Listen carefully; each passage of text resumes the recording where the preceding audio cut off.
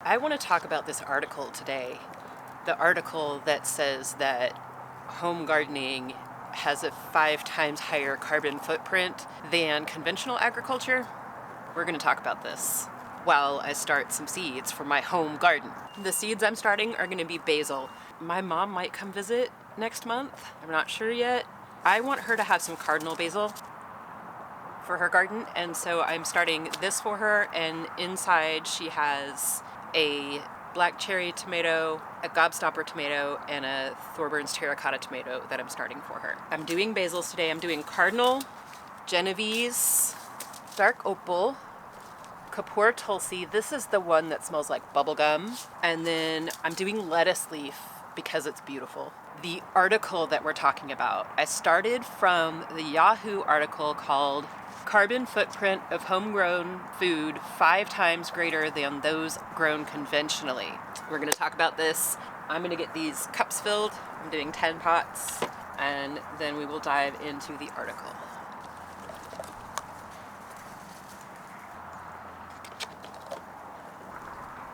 My mix over here, by the way, is about 4 parts cocoa coir, 4 parts potting soil, 2 parts perlite, and like 1 part worm castings, and then a little bit of inoculated biochar. I also threw in some mycorrhizal fungi. And this is my regular seed starting setup.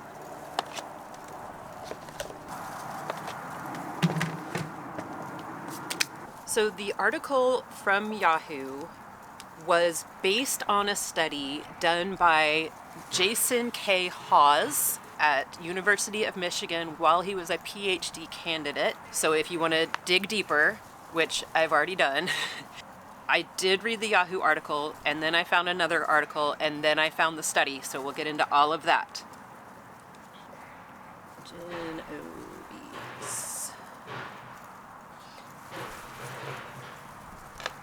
So the article immediately says that the main contributor to the increase in carbon footprint was infrastructure, raised beds, sheds, and pathways. That becomes important as we go through this. They looked at 3 types of non-conventional urban agriculture. Individual or family gardens or allotments like this, but urban, not suburban. Collective community gardens, so like if there's an empty lot and people come in and put a bunch of raised beds and people share that one. Urban farms, which is different from conventional ag. They did not define how it's different, but those are the 3 categories that they're looking at.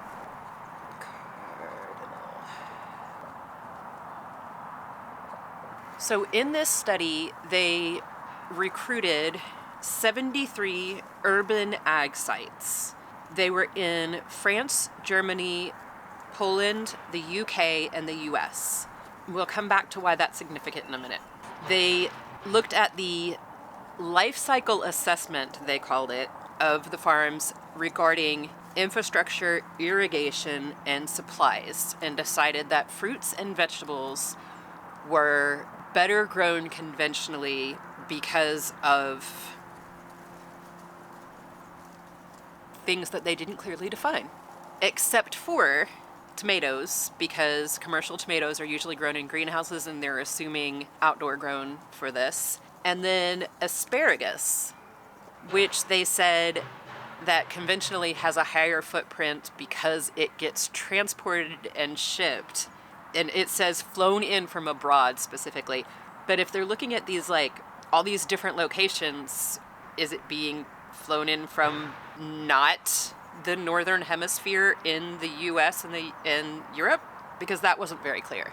Apparently tomatoes and asparagus you're fine to grow on your own, but you're really fine to grow all of it on your own.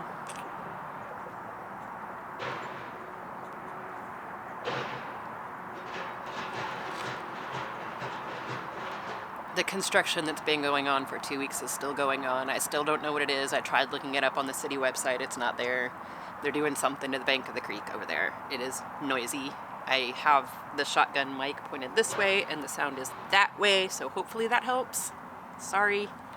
So the Yahoo article did state that 2/3 of the footprint of allotments were the garden itself, not what you bring in as far as seeds or soil, the garden structures themselves.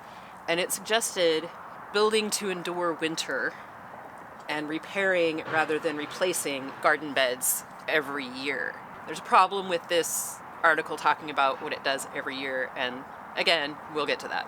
It also said that using secondhand materials, so reduce, reuse, recycle, these things, can cut the carbon footprint by 50%, which is quite a bit. Overall, the Yahoo article didn't really give anything definitive. It said basically personal agriculture bad, conventional agriculture good. Well, why? Other than infrastructure. And if you're just going to say infrastructure and say here's how you fix it, then you're really not saying it's bad. You're just saying it's been misapplied. So, and as you know, I make my labels out of painter's tape because they don't get lost as easily.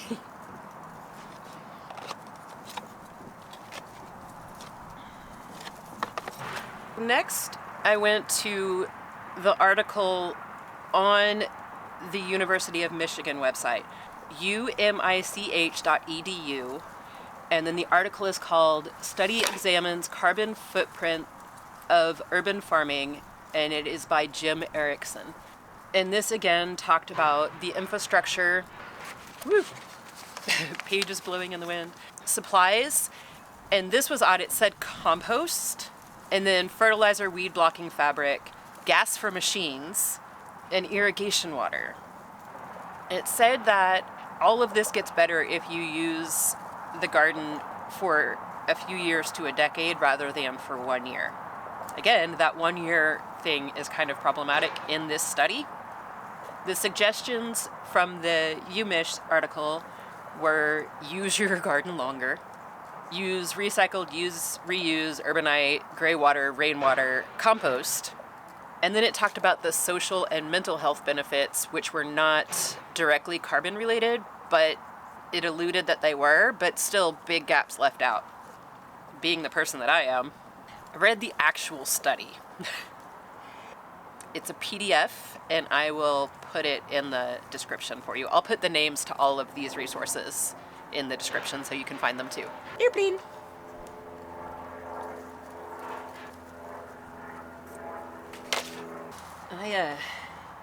I kind of suck at multitasking. So I keep I can talk or I can do this, and I'm not doing a good job of going in between, but we're gonna keep trying. The actual study had quite a bit to say, more than the articles, obviously. And at the end, it had a what we did wrong, that's not what they called it, type section. So we're gonna talk about all of that.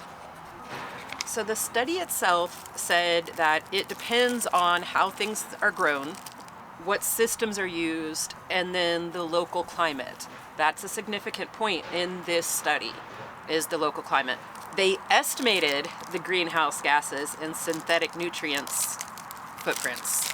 So if urban gardens and community gardens are using primarily compost and organic inputs, and then the conventional ag is using synthetic nutrients, they estimated the greenhouse gases associated with those things. They didn't actually measure them, so that just blows the whole thing out of the water for me anyway.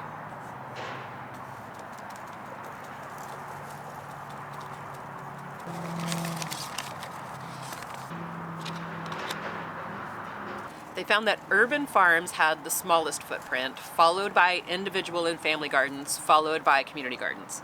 17 of the 73 sites that they studied outperformed conventional agriculture. 17 of the 73. And that had to do with extended infrastructure times, use of urban waste inputs, so getting pallets to build your compost bin instead of building it out of 2x4s or 2x6s, or using reused 2x4s and 2x6s instead of brand new. The generation of high levels of social benefits, which this study actually went into what that has to do with. while the camera was off, I misted down the soil so it was damp, and I'm putting the seeds on top, and then once I have them all, I'm going to put coco coir back on top of that. In the study itself, it said that infrastructure was the biggest driver of carbon emissions, just like the Yahoo article said, and it said raised beds, compost infrastructure. So that's what the articles were leaving out, is it's not composting itself, except in one instance, it's the infrastructure that you build for the composting, right? And then structures like sheds, and then insecure land tenure was a factor. So in an urban setting, if somebody puts in a community garden and then the next year a grocery store or a retail store buys that lot, then it only had 1 year. So it was all that infrastructure input for 1 year of gardening. What happens to the land and the quick turnover in urban settings was a factor.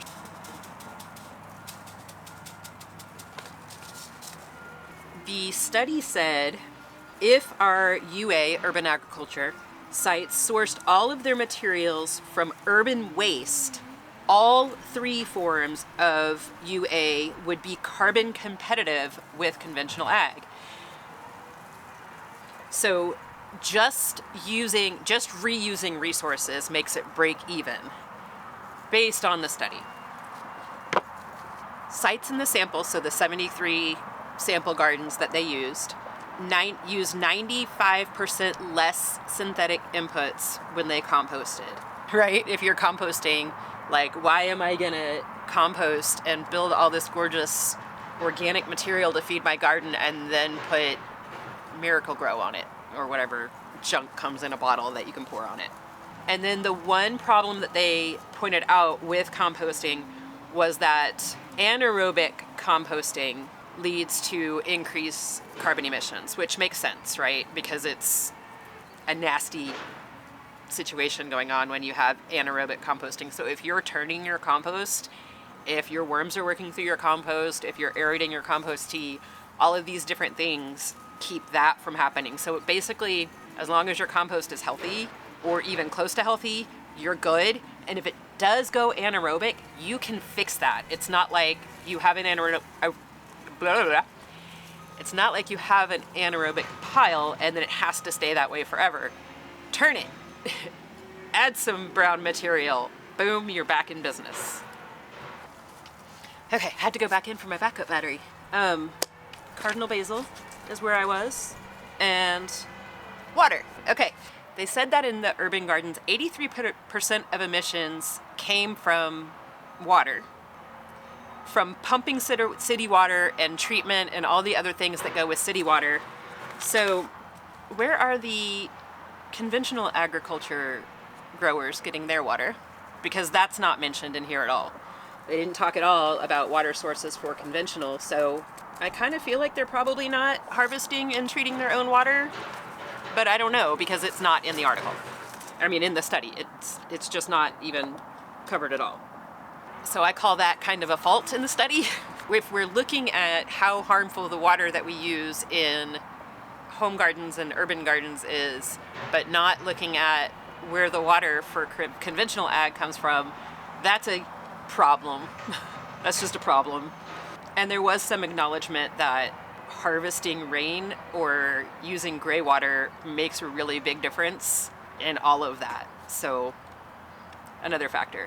Now, the study did actually address the social impacts that were discussed in the articles. It went into why those matter. And what they said was it's social and it's mental health. And it's health. People who garden tend to have a better diet, which leads to better health, which leads to less doctor visits, which leads to less transportation to get to doctor's visits, less manufacture of prescriptions, less transfer of prescriptions, blah, blah, blah, blah, blah, blah, blah, on down the line. And then, of course, socialization and community improves those things as well. The social impact does actually have something to do with the carbon footprint in that growing your own food reduces your needs for some non-food inputs. That makes sense. I like that they covered that. Very good. Now we're down to the admitted problems within the study itself. So the last section of the study had, I forget what they called it, but the problems basically with the study, like the things that they didn't look at or the things that were messed up in their numbers. The people who actually participated in it, the 73 sites, the people who ran those, they're calling them citizen scientists. And those people self-reported their information. And they said that the self-reporting was hampered by turnover of personnel and volunteers at those sites. Somebody might have been keeping records and then the next person came in and they didn't keep as careful of records, or the records weren't handed over to the new caretakers. These sorts of things led to gaps in reporting. Incomplete information and inaccurate information was used. And they said, for example, they had incomplete data on water consumption, not how they got the water, but how the water was used. And they said that if they do the study again, they might use water meters to just keep track of it so that nobody has to try to track it. Because seriously, without a meter, unless you're like filling a gallon bucket and then watering and then filling a gallon bucket, how are you going to know how much water you're putting on your gardens? I'm just going to read you the quote. Excluded indicators compromised by errors in data collection. So if somebody was like, yeah, we used compost, well, how much did you use? I don't know, throw that information out. So some data was just tossed. Okay, so I told you the locations were a problem. France, Germany, Poland, UK, and US, but only northern sites in the US. The study only looked at cold, wet climates, which means that they only looked at short growing seasons. That's a major problem because if someplace can only grow food for 4 or 5 months out of the year, or maybe 6 if they're lucky, that means that those gardens, those beds are sitting unused and producing nothing and sequestering no carbon unless people are putting cover crops on them for the other 8, 7, or 6 months of the year, right? They didn't look at warmer climates that might grow for, like, here our growing season is March, April, May, June, July, August, September, October, November, almost 9 months.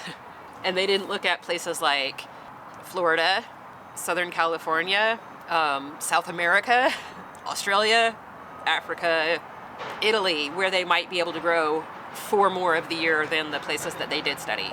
And I feel like that would have a really big impact on output compared to input. To their own admission, they have no model of seasonal dynamics due to lack of data. They did not address local or alternate supply chains. In summer, they said, but I mean, if they had used locations that could grow through more of the year, it wouldn't just be through summer, it would be through spring and fall and possibly even winter. But they didn't look at the alternate supply chains, except in the cases of tomatoes and the assumption that they would be grown outdoors instead of in a greenhouse, and asparagus, which mysteriously has to be flown into anywhere. They didn't look at the fact that if I grow potatoes, which I haven't done in a couple of years, that means that potatoes don't have to be shipped from someplace else. And that means that I don't have to go someplace else to get them. And if I grow carrots, same story. And if I grow peppers, same story. They didn't look at any of that. These are done, by the way. My seeds are started. They said excessive air freight may negate carbon advantages seen in conventional production. Well, yeah. Let's say you live in Florida and you grow bananas. So instead of buying your bananas from across the world with all this air freight and all of this ground freight, you're going to the backyard, right? They didn't look at that. And even in a colder climate, you can grow broccoli. They didn't look at the differences of harvesting your broccoli and taking it inside versus shipping your broccoli. That's a problem. They said that modeling seasonal and rural would change the numbers. So again, they only looked at urban. I think you can tell how I feel about this study. They said that the compost data was incomplete and it did not address various methods or the displacement of synthetic fertilizers.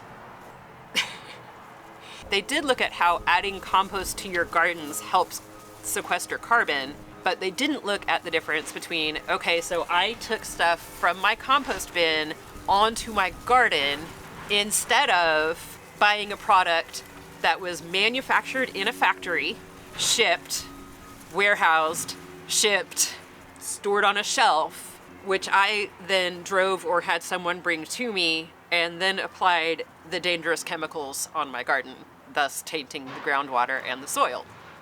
They didn't look at that. I'm baffled at the things that they didn't look at. When I kept saying that, the fact that they kept saying short-term use as far as like structures and sheds and all this kind of stuff, they only looked at the 2019 growing season in cold, wet climates. So basically, they looked at a 6-month section of growing. That's all. That's it. They looked at one growing season in a cold climate, or in cold climates. One season. It's very, very, very, very, very, very incomplete study. There was no mention of tillage. When a conventional agriculture operation goes through and tills up acres and acres and kills all of that soil life and disrupts all of that soil and kicks all of that carbon back into the air that was sequestered in the ground, they didn't look at that. They didn't look at planting practices. In other words, the differences between no-till, low disturbance, or giant machine coming through, digging a hole in the ground, a big trench in the ground, and then putting stuff in. Giant machinery using lots of gas to do that versus these things putting plants in the ground. They didn't look at harvesting practices either. Once again, these things, harvesting versus big gas-guzzling machines coming through and chop, chop, chop, chop, chop, chop, chop, right? You may have already guessed how I feel about this study and the articles that came with it. The articles did a worse job of representing the study than the study did itself. And I'm going to say the study did a really bad job of representing itself as well. At least they admitted the faults. I mean, what I just mentioned, the tillage, planting, and harvesting, they didn't mention those at all in the study, in the research, in the problems that they found in their research. No mention at all. So if you come across these articles, please understand that they are very incomplete pictures and that they did not address a lot of things, and it's kind of one-sided. I don't know, that's my opinion of it, for what it's worth to you. Hopefully I gave you a little bit more information than you would have gotten just from reading the Yahoo article or just from reading the University of Michigan article, which were both very incomplete. Yeah, I'm going to say that this study and both of the articles pertaining to it are bunk. They're bull stuff. They're crap. Grow your own food. If you do build your raised beds out of brand new 2x4s, you're still growing your own food. Your food is not being shipped from across the world. If you grow only your tomatoes and your lettuce, you are doing a great job. If you grow only your herbs, you are doing a great job. You are making yourself and your family healthier through doing that. You are reducing trucking, which is absolutely necessary for so many things. But if you can reduce it, even better. You're reducing just all sorts of things by growing whatever you can in your own garden, in a community garden, on your patio, in a sunny window, on a shelf, in your living room. It doesn't matter. If you are growing your own food, you are helping. You are helping everyone, including yourself. This is my take on it. I'm going to stop ranting and I am going to go drink some tea maybe and try to calm myself down. I'm kind of irritated. This is the video that YouTube thinks you need to watch next, so go catch that. Later, y'all.